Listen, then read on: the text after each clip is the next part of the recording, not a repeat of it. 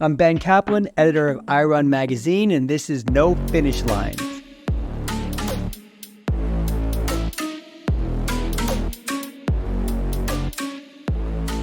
Dean Karnazes is a legendary ultramarathoner who's completed some of the most grueling races on the planet.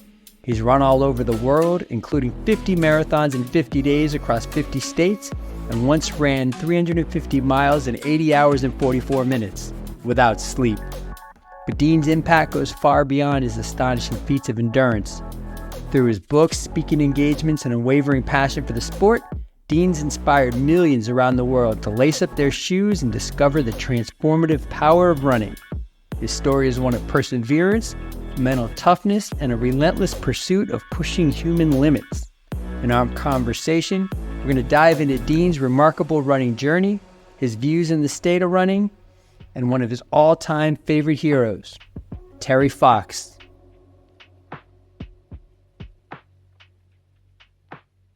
This is just so exciting. We've got the world-famous Dean Karnazes on our podcast, No Finish Line. This is iRun Magazine, and we've got, No Finish Lines to me is about you do something great, you wake up the next day, what are you going to do?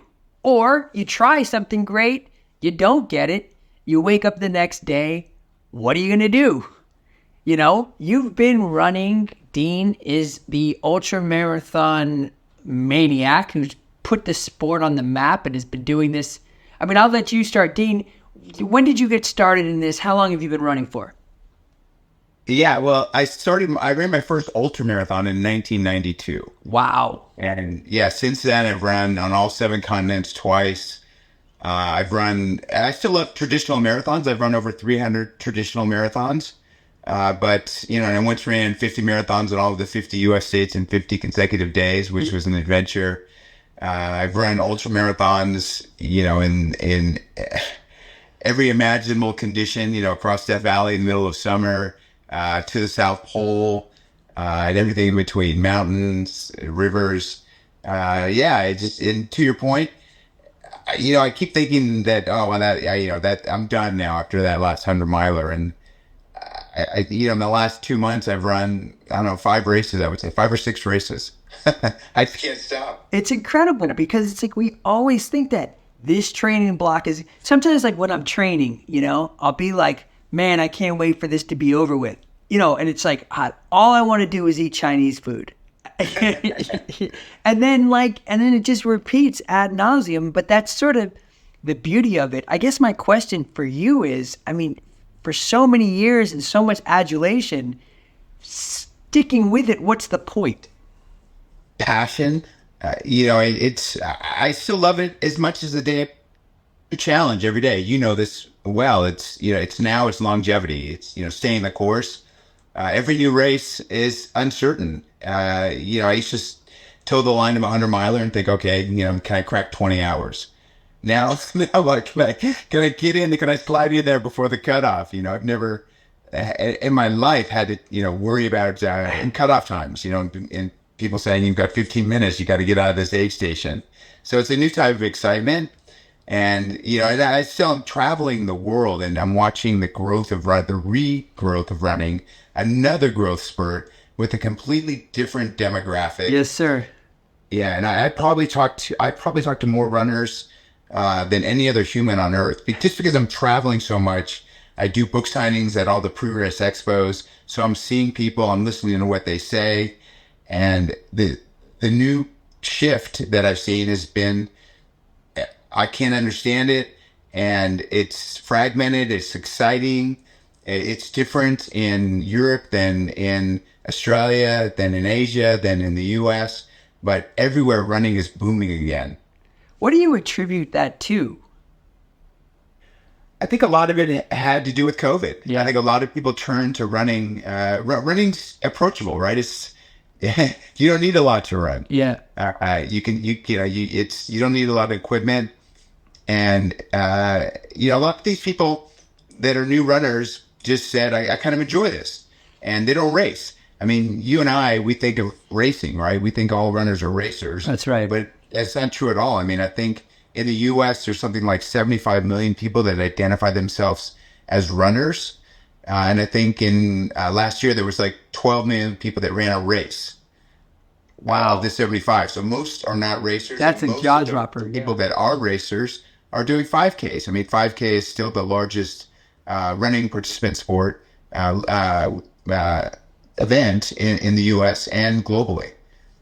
I always think too that it's like, God, if they just get into the funnel, like, because first the goal is to like take all these people, because I run with them out here. I'm in Toronto and I run with them out here, and I'll go to a group run on a Tuesday night, 400 kids. And by kids, I mean, I don't know, 25-year-olds, and this guy's got a speaker on his back and they break to dance, on 1K. And I'm like, this is amazing. Like, this is like, what is this? This is like, this is awesome.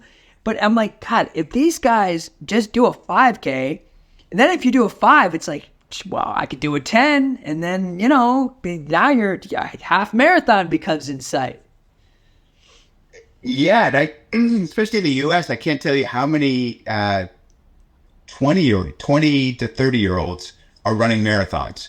And, it's become kind of the thing with college kids.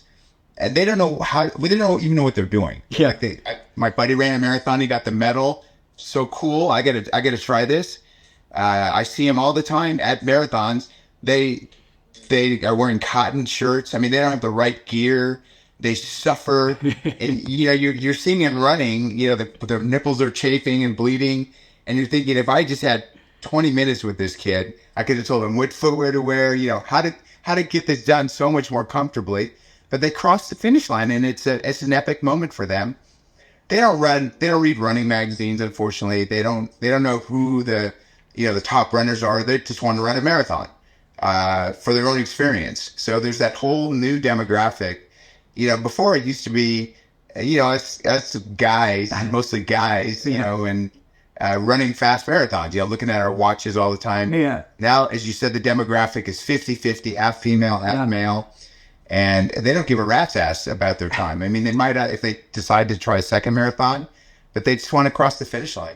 Dude, I always think too, it's like, if you go skiing and your boots don't fit, or you don't have a winter jacket or something like that, you're not going to like it. But it's like, what if instead of doing it like that, you give yourself a chance, That's all I'm saying. You don't have to take it uber serious and be the next Dean, but dude, there's ways that you can do this and make it a little easier on yourself so you're more apt to try it again. Yeah, no, I think your analogy is perfect, because I used to snowboard, and you'd see people that are just shivering and they're miserable because they're in the wrong gear, and you're comfortable having a great time because you got the right stuff on. And that's exactly what it's a great analogy. I never thought of it that way, but that's exactly how, you just feel like running next to him for a second and saying, you congratulations on what you're doing, and you're making it really tough on yourself. So double kudos to you. Yeah. Dude, our thing is called no finish lines, and there's the old. I'm sure you probably know it, or there's a guy named Ed Whitlock, which in Canada is like he's an icon. Sure. And he told that to me one time. I think he was like 92. I'm going to get the stats wrong, but he broke 3 hours at 86. And then 92, he did 3:30. And the New York Times was like, to do 3:30 at 92 is like doing 1:57 at 26, if you age grade it. But it's and he was like, there is no finish lines. I guess for you, what does that mean when you hear no finish line on your own journey? To me, running is an adventure. I mean, Ed was, you know how he trained. He was, great. I mean, it was, I think his mentality and my mentality are different. Although I don't think he was really going for time goals. No. I just think he was naturally gifted and just, and excelled. For me, it's, new adventures. Running is so many things to so many people. Running a flat 5K is so much different than running a multi-day race through the Rockies, for instance. There's so many different types of running nowadays. There's ultra marathons, that are through the mountains, or historic ultra marathons. Like in Greece, there's a route of the original marathon of Philippides. It goes from Athens to Sparta, and that's like a 153-mile run on the road. And, that's a challenge. But then there's a trail run that goes on a similar route.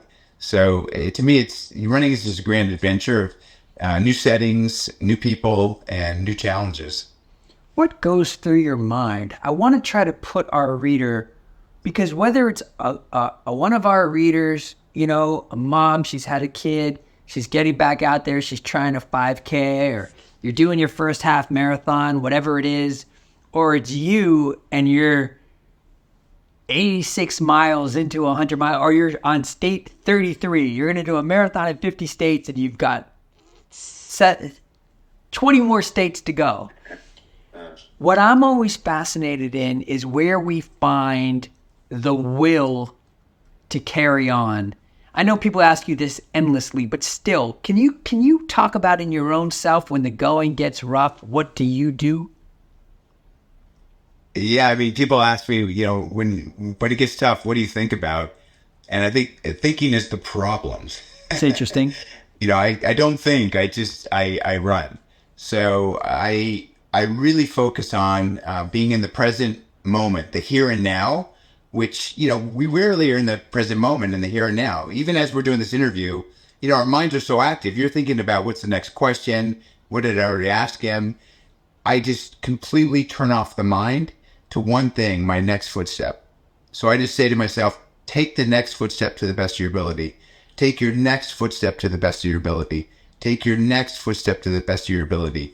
Don't think about how far the finish line is. Don't think about what your time is. Don't think about where the next aid station is. Don't reflect on the past. Be present and here and now. It's almost like a Zen-like state that I put myself into.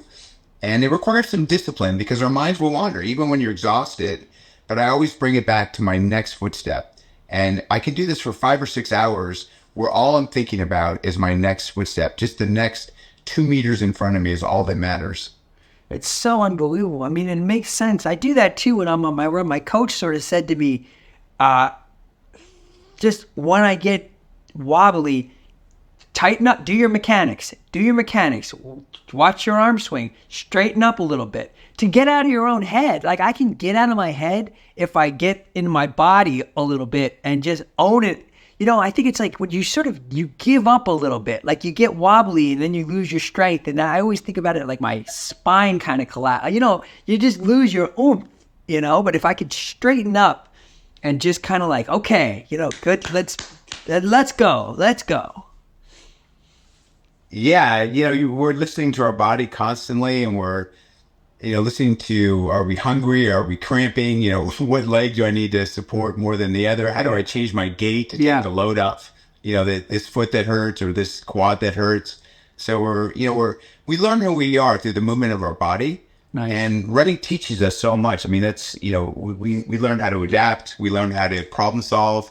We learn how to overcome adversity. We learn how to deal with obstacles. So we're problem solving, on any sort of run, no matter if it's a fast 5K or a 300 miler. 30 years into this, are you still doing that? I'm not doing it as fast.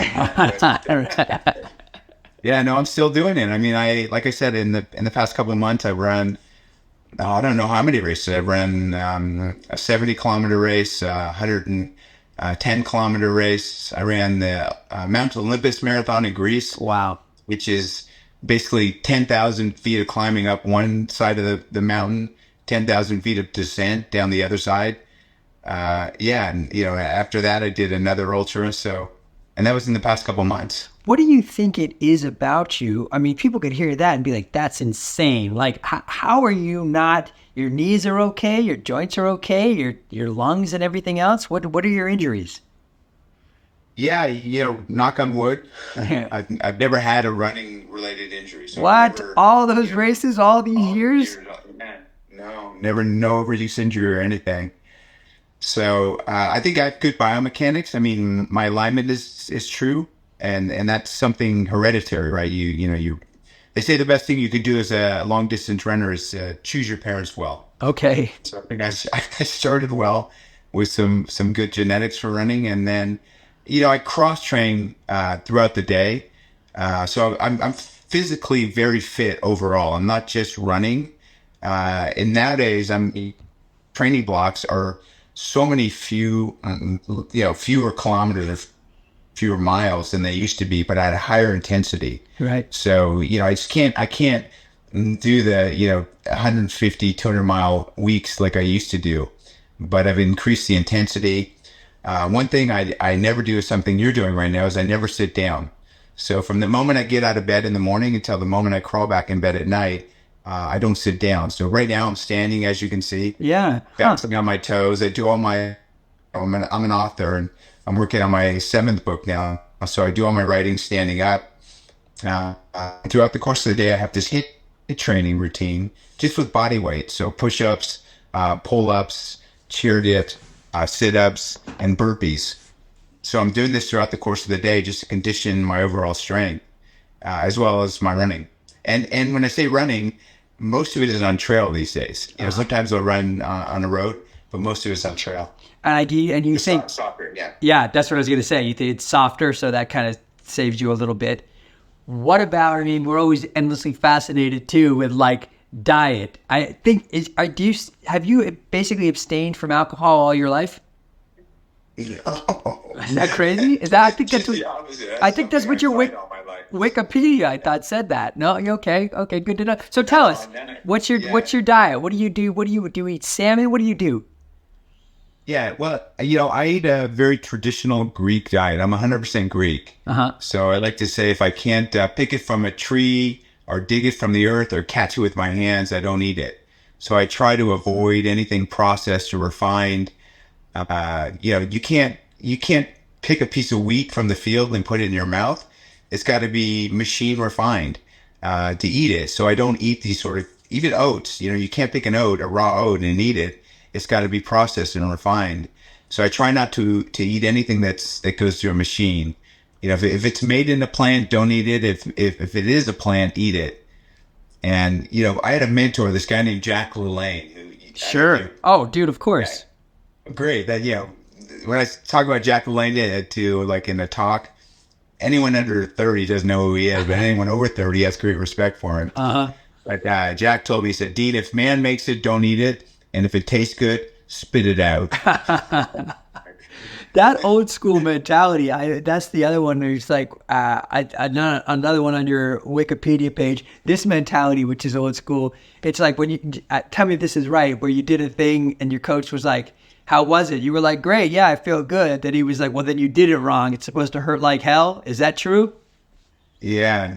I mean, anyone watching or listening to this, if you want to pick up a book about like my story about running, every runner has a story, and I've got a pretty unique one. So I wrote a book called Ultramarathon Man, and that story's in there. He was my high school, actually my junior high school coach, 7th and 8th grade, and I won the state championships in the mile, which is the longest race. And he was a military guy, and he never spoke to me. And then he asked me a question. He had never asked me a question the entire time I knew the man. He'd always just giving me directives and, like a drill sergeant. And I said, he said, how did it feel? And I said, oh, it felt pretty good. I won it. He said, if it felt good, you didn't do it right. It's supposed to hurt like hell. And then he walked away, and we moved to another city. After that, that was the last thing he ever said to me. I think he was proud. And you remembered it all your life. Yeah, if it felt good, you're doing it wrong. It's supposed to hurt like hell. So funny, man. I don't want you and I to come across like a couple of old codgers. That's the worst. But it's like, I just wonder if the kids that are dancing around, like I have to do with my own work, because sometimes I put myself into the category where I told my coach I'm going for 3:30 in New York, and he was like, dude, that's soft. That's soft. I broke 3 hours, blah, blah, blah. But it was like, I feel like it's hard to stay in that where it's just like, I just want to cross with grace. I don't want to put it out there. I mean, for you, dude, like, will you put yourself in you said you raced how many times? 10 times in the last couple of months? Each time, are you putting yourself in that hurt locker and like risking disqualified, risking running you're pacing yourself wrong and having to pull out and like all of this? Are you going for it every time? Yeah, I mean, I'm pushing as hard as I can always. I'm pushing as hard as I can, always. Yeah, and I can't believe I broke. But you're right. Like I am, and sometimes I cry. Like I talked about the Mount Olympus marathon. Yeah. You know, it's a tough ass marathon. I've been there. It's insane. 10,000 Yeah. feet of climbing. Yeah. But I completely bombed. I mean, I hit the wall. I had stomach issues. I was, both my quads were locked up, literally. No, I've And, had that. It's got a 12-hour cutoff. Imagine a marathon with a 12-hour cutoff. Finished right before the cutoff. I mean, it took me over 10 hours to run a marathon. You know, it's not like New York, but I mean, 10 hours. So I was thinking, okay, if I'll crack 8 or crack 7, I'll be satisfied. It took me 10 hours. And I mean, it was just misery. I mean, I would look like Frankenstein. I was just, I couldn't even bend my knees. And I got to the finish line, and I said, I got to come back next year. That was shameful.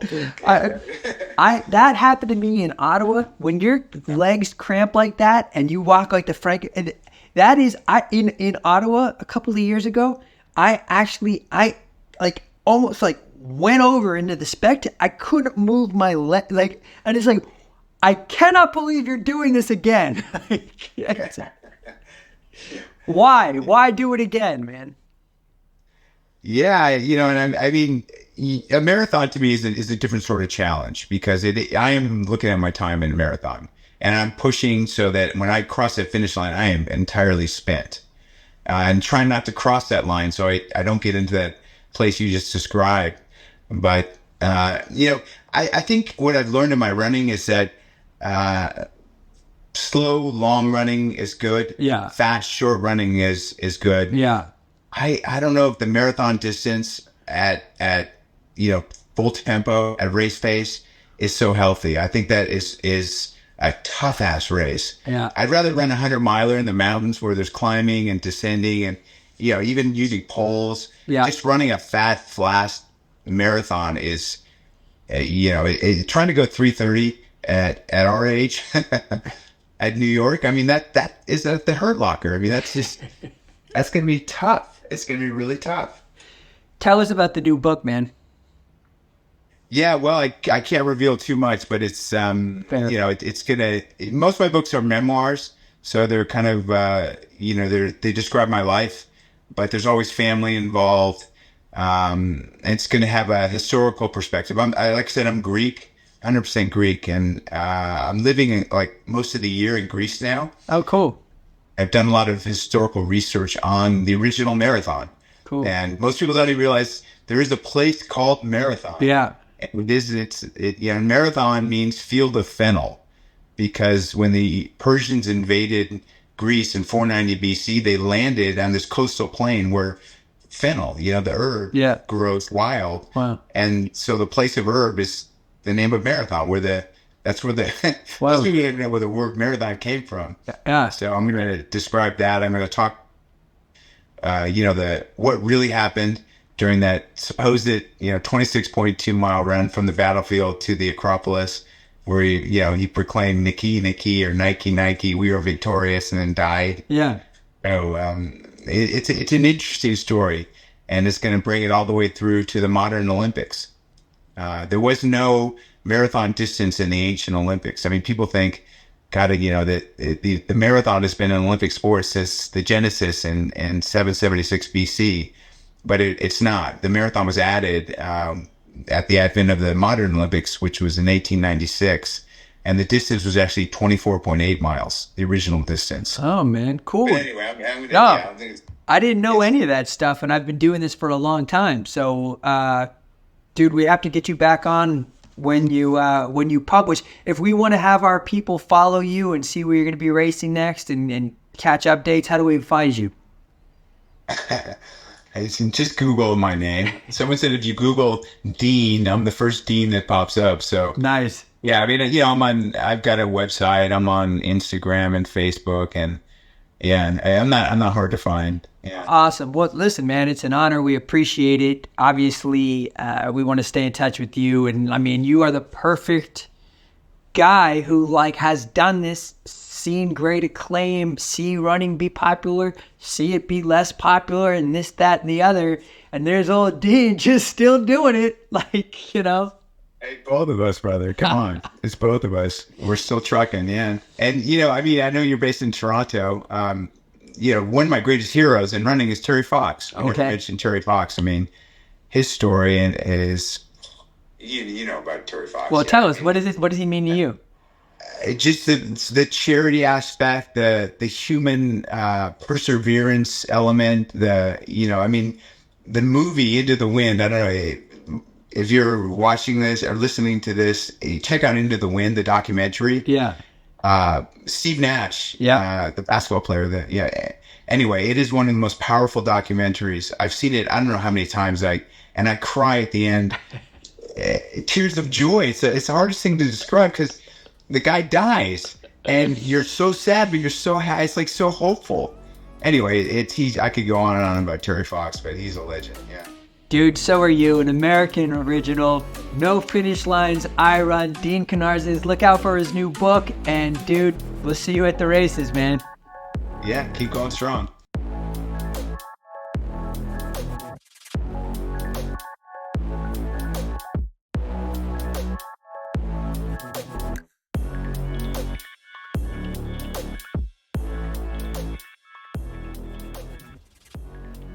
Thank you for listening.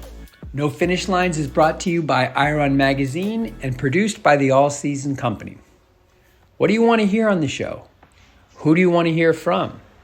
Send me an email at ben@irun.ca because I want to hear what you think. I want to make this show great, and I want to talk to interesting people and ask them interesting stuff, the kind of thing that's going to help you on your own journey.